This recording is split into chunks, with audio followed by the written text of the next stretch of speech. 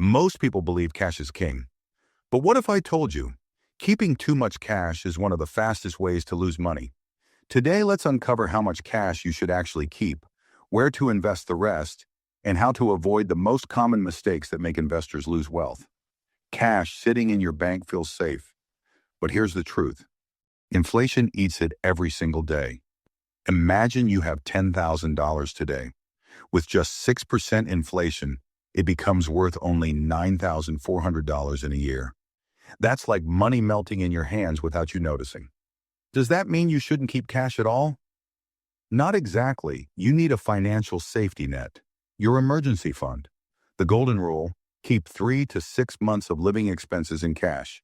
This protects you from job loss, medical bills, or sudden emergencies. Anything more than that is just losing value.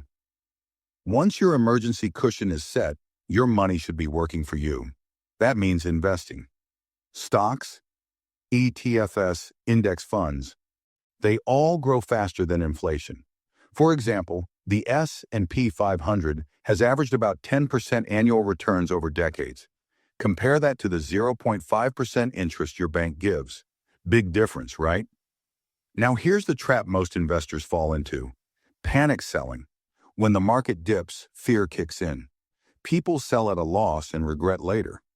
Remember, long-term investing is like riding an elevator. It goes up and down, but eventually it reaches the top. Don't step off halfway because you got scared. Here's a simple 4-step formula. 1. Save 3 to 6 months of expenses as your emergency fund. 2. Invest the rest consistently, no matter how small the amount. 3. Review your portfolio every 3 months, not every day. 4.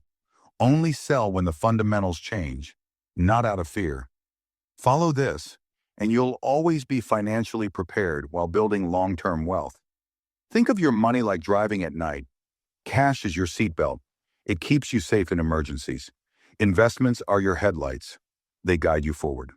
Without both, you're driving blind.